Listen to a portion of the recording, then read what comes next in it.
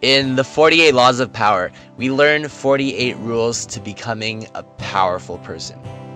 These aren't rules for building friendships or living a happy life. They are rules for complete power. So use them with your own discretion. Oh, and that's my friend Carl. He'll be listening in and he'll give his feedback at the end. The first law of power is never outshine the master. My grade 5 teacher was my role model. He never did anything wrong until our class reunion 10 years later. He blurted out the S word. I was shocked. I know, everyone swears, but not Mr. M. He was not supposed to because he taught us to always use good language.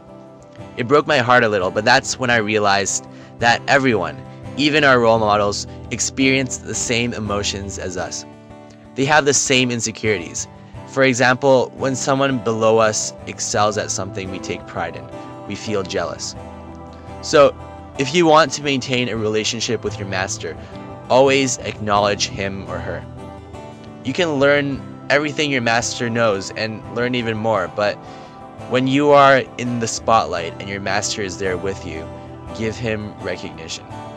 You can outperform your master, but never outshine him. Law number 2 is never put too much trust in friends. Learn to use your enemies. Great friends will do a lot for you, and you can count on them, but when there is a conflict of interest, it is better to use reasoning to bargain with your enemies. Let's say your friend wants you to join him on a dive, but you tell him that you're afraid of sharks. He says he'll save you if a shark does attack, but in reality, if it does happen, he'll probably swim away because it's hard to predict what our behavior is like when our lives are at stake. It's like that example of two people being stranded on an island. When it's a matter of life and death, humanity just disappears. Back to the shark example, if a stranger had asked you to dive with him, you would probably not trust him to save you, so you would have worked out a plan.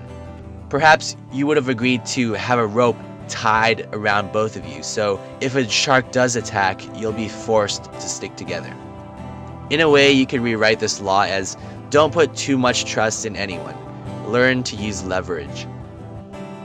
Law number 3 is conceal your intentions. Whether it's playing a game of chess or making a big move in a company, always keep your opponents guessing.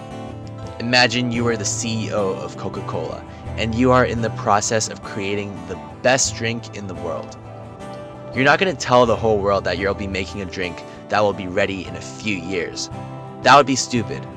Other companies like Pepsi will either use your promotion to their advantage by creating the product before you, or by anticipating your product and creating something that will build even more hype by the time your product is ready. That's only one of the many examples, so conceal your intentions until you have something to show.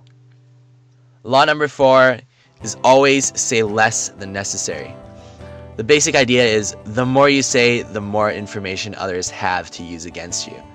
When you're hanging out with your friends, sure, say as much as you want, but when you are in a position of power, like a politician or a board director, say only what you need to. When people have questions, they will ask. There is no use answering questions beforehand. Law number 5 is guard your reputation. A long time ago, there was a warrior leader with a huge reputation. He was known to take over entire kingdoms by catching their enemies off guard. He found out one day that there was an army about to invade them, but he only had about 100 soldiers. So he thought up a plan.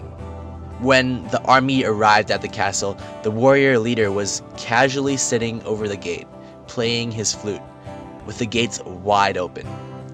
The enemy leader was confused and decided to retreat because there is no way anyone could be that calm when they were under attack, especially with the warrior leader's cunning reputation. The enemy commander didn't want to risk losing his entire army.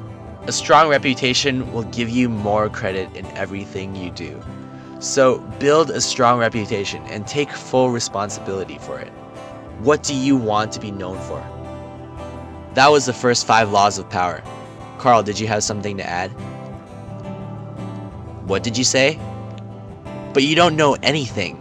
You are a stick person. Okay, so Carl told me that he wants to make a video on all 48 laws of power. We'll see what happens. For now, I hope you enjoyed the video. That was the first 5 laws of power by Robert Greene. Press like if you liked the video. It only takes 2 seconds. And subscribe to my channel to see new videos like this one every Sunday. In Stephen Covey's book, 7 Habits of Highly Effective People, there are 7 ideas or habits to becoming a successful person. Habit number 1 is